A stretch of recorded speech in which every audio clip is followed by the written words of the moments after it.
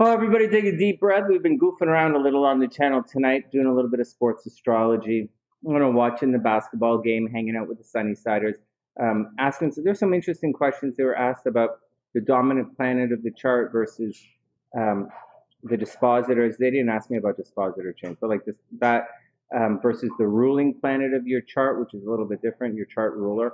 Um, and maybe the signature of your chart. And they're all, as far as I know, anyways, different things, but whatever. Anyways, today we're doing, so there's a lot we've been talking about tonight, actually. And we're having a lot of fun just chilling out. Anyways, right now we're going to do a past life astrology reading for Lizzy Darko. And this is just a mini past life reading that we do live on the channel in the evening. And if you're interested, just tune in. All right, here we go. They're 10 minutes long, just setting the stopwatch. Here we go. All right, here we go, guys. So Lizzy, so when you're doing a past life reading, you want to start at the moon. There are a couple of indicators that you want to look at. Obviously, the south node, obviously. For those who know past life or karmic astrology, obviously the south node, the moon, and Saturn, and that's where we begin. Yeah, you want to look a little bit in the 12th house, maybe a little bit behind the sun, but by and large, we're looking at a planet thing to begin when we do this kind of past life reading. Anyways, the reason we look at the moon because the moon is your emotional, it's not just your emotional state, but it's your subconscious. It's all the lessons that you carry forward with you from the previous lifetime.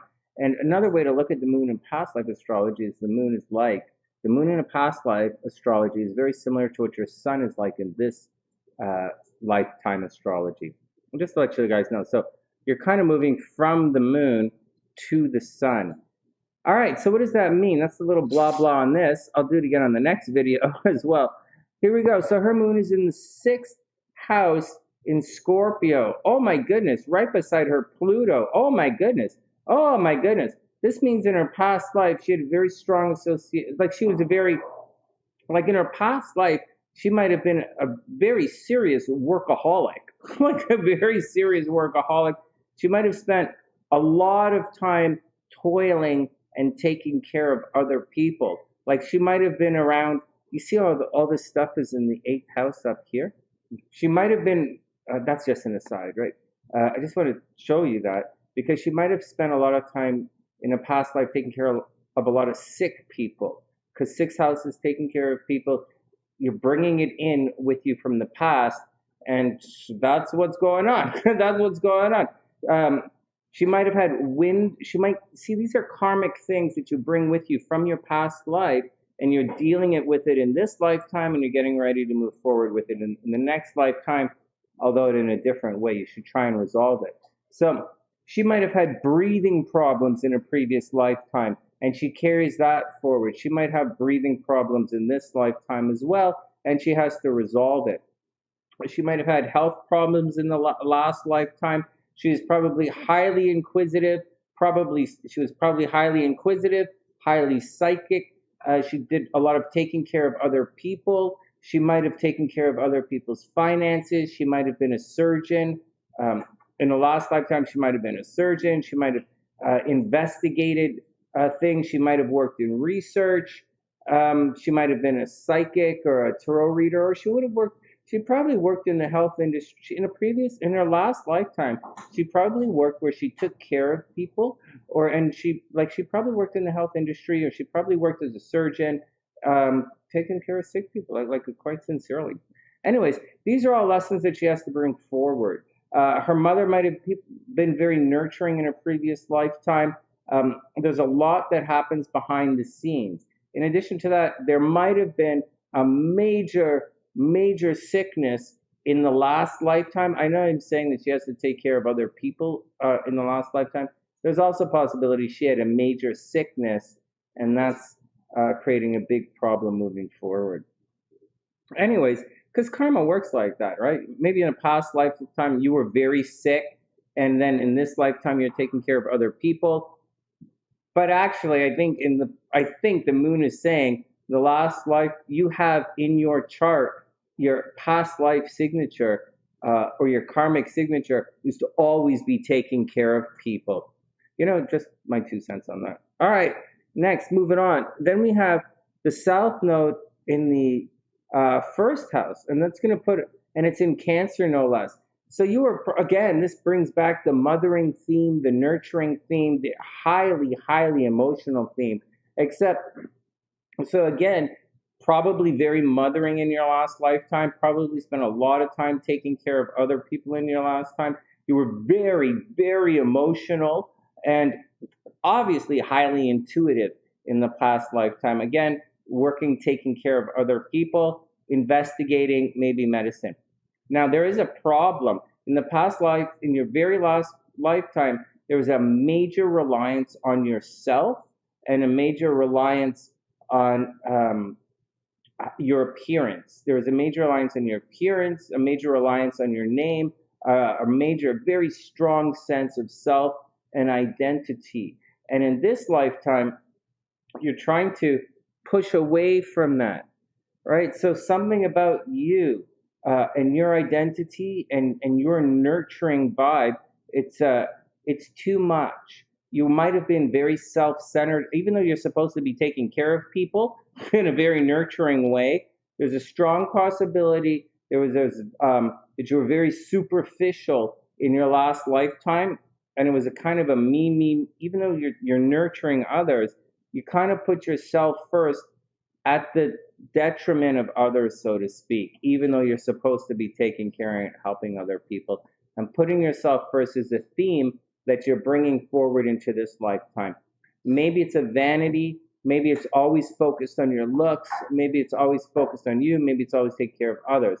And you're supposed to lose that self-reliance on yourself in this lifetime and move towards your North Node and focus on giving it up to other people, right? You probably have a very strong emotional connection that you have your past life has a lot of emotional turmoil in it, and you're bringing that forward.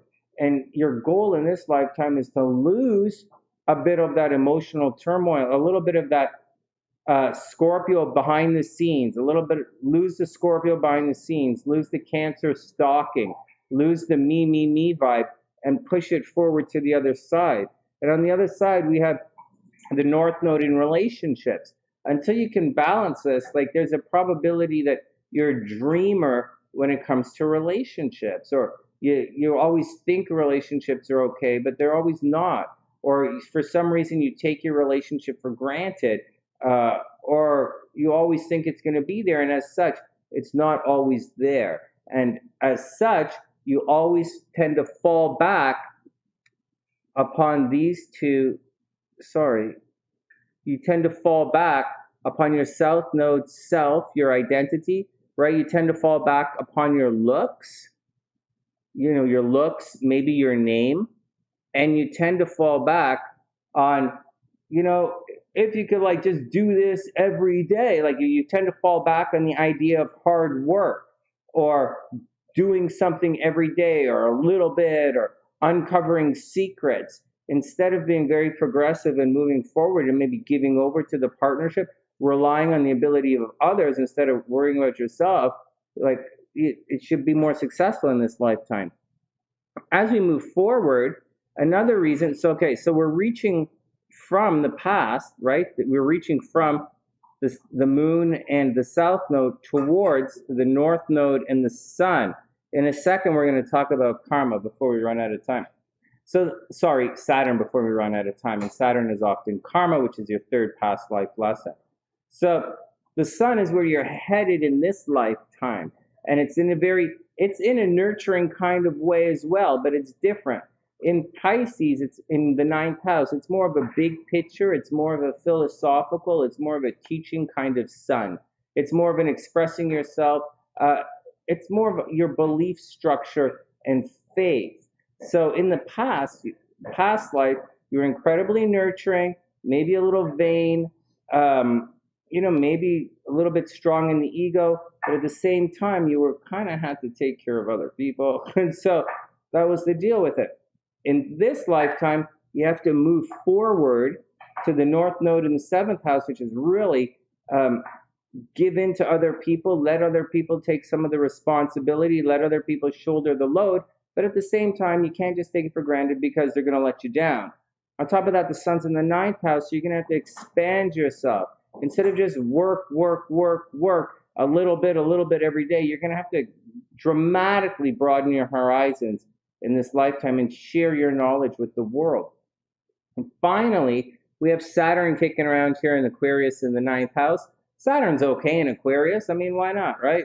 Saturn likes Aquarius. And then, however, it's wherever Saturn is, there is a bit of turmoil. There's a bit of tension. There's a little bit of like Saturn is your karma. It's the planet of karma. It is the past life lesson you're bringing with you, and it's where you're tormented in your chart. So you might have been tormented at school. You might have had a learning disability, tormented at school, tormented whenever you travel. Your higher learning or philosophy might get you in trouble. You might be very reluctant to get out there and express yourself, because every time you express yourself or express a philosophy, someone might shit on you, or you might have been kicked out of school, or there was a problem with that. And finally, we're almost out of time here. This is just a mini past life reading. But almost finally, there's one major lesson with regard to shared resources in your sexuality. There's a strong possibility of cheating in relationships in this particular lifetime. There's a strong possibility of being around a lot of death or associated with a lot of death in this lifetime. Like you're bringing it from the past. Like in the past, you might have spent a lot of time like you're taking care of other people, right? So taking care of other people, you're going to get involved with them financially. And in this lifetime, you're going to get involved with a lot. You're bringing that forward. That's a theme. In this lifetime, you're obviously getting involved with people financially. It's going to be problematic. People in this lifetime are going to try and steal your money. They are going to lie to you. There are going to be problems sexually, divorce, cheating in relationships, someone trying to steal your money. And there's, and you're going to be around death. That's the deal. And that's the deal, Lizzy. All right, next.